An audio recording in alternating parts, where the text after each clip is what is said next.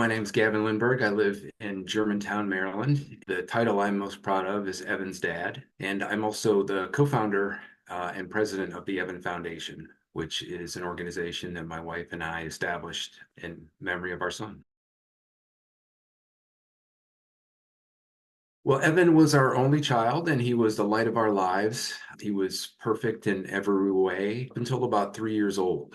And so take you back to the fall of 2006, and he started to experience really debilitating leg pain. Um, and this was a kid who was not a complainer. He was, a kid who loved to be outside and running, and was not prone to complaining at all. And he really was struggling with this leg pain. And we took him to his local pediatrician here a couple of times, and she was sort of scratching her head. And this was a wonderful pediatrician. She'd been in practice for, a good 3 decades. I'll never forget it. On one of those visits, she said, I'm going to call someone smarter than me about your son. And of course, a statement like that gets your attention, right? She made that phone call, and the advice was for us to take Evan to our local hospital here and get a CT scan of his abdomen. That was the very beginning of our journey. So Evan got the CT scan, and immediately we received the results that it had shown a large mass in his abdomen, on his right adrenal gland specifically. And that night, this is in September of 2006, we were admitted to the oncology floor at Children's National Hospital in Washington, D.C. And over the course of the next few days, had a battery of tests that told his oncologist that Evan had something called stage 4 NMIC amplified neuroblastoma. And it had spread everywhere in his body, with the exception of the central nervous system.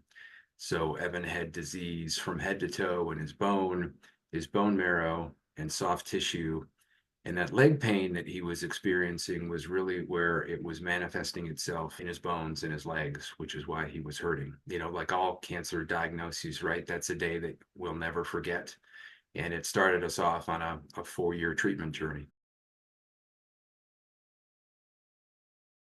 Over the course of 4 years, Evan was treated at 3 hospitals on the East Coast here of the US. And, to say that it was long, devastating, excruciating, that would be a ridiculous understatement. Evan never had a day off in 4 years. He was either in treatment or in recovery, and frequently the recovery was worse than the treatment. And, with these neuroblastoma patients, they really get everything but the kitchen sink in terms of the oncology therapeutic arsenal. So essentially, you name an oncology treatment, and there's a high likelihood that my son received it. And, as he went through this, just torturous journey, he relapsed multiple times in the brain, and that required multiple brain surgeries. And, to combat all this, Evan enrolled in 4 phase 1 clinical trials from the age of 3 to 7, if you can fathom that. And I don't think I have to, perhaps tell the audience that a phase 1 clinical study is really looking at safety. You're hoping for some efficacy, but you're really looking for safety indications. And Evan he was a pioneer, really. He was a pioneer in the utilization of immunotherapy and molecular targeted therapy in neuroblastoma, paving the way for other children after him, for which I'm incredibly proud.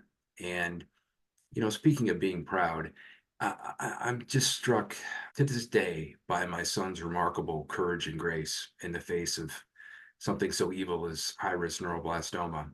And, I try to take those lessons that he taught me throughout my life. And he not only taught me, but he taught everyone around him who had the privilege to be with him, that despite the ravages of neuroblastoma, it was not winning. Evan never, ever, not one single day, let neuroblastoma define him. And he lived life on his terms. And he was always spreading his joy to the people that he spent time with. So his mom and I, we focus on Evan, not so much on neuroblastoma. And Evan has beaten neuroblastoma many, many times and in many ways. caring for a sick child, it's all encompassing, particularly with something as devastating as high-risk neuroblastoma. It simply takes over your life. So, you're either dealing with the impact of treatment, you're trying to determine, what the next treatment should be, you're trying to provide your child with, some sense of normalcy, which we strove mightily, my wife and I, to do. We wanted him to, as much as possible, grow up in a way and in an environment at home that, focused on his childhood and not the disease. And frequently you're doing all of those things in the same day, and it's incredibly, and this is an understatement as well, but it is incredibly challenging to do. So absolutely, there were sacrifices both professionally and personally, particularly given that we traveled so much for Evan's treatment. So we're here in the Washington D.C. area. We spent a lot of time at our local hospital in Washington, but also a lot of time in New York City and a lot of time in Philadelphia. I keep coming back to the phrase all encompassing, but I think that is really hitting the nail on the head. It was never lost on my wife and I that, again, Evan was our only child. So I think in some ways it was perhaps a little easier for us to manage all of that because, we met so many families along our treatment journey who not only had the little boy or the little girl battling high-risk neuroblastoma, but they had a second child, a third child, a fourth child, a fifth child in some cases. That, of course, just adds to the complexities of how this impacts your life personally and professionally. I'm not quite sure how those families did it. I'm sure they would tell you all about sacrifices as well, given the fact that they had more than one child to try to help.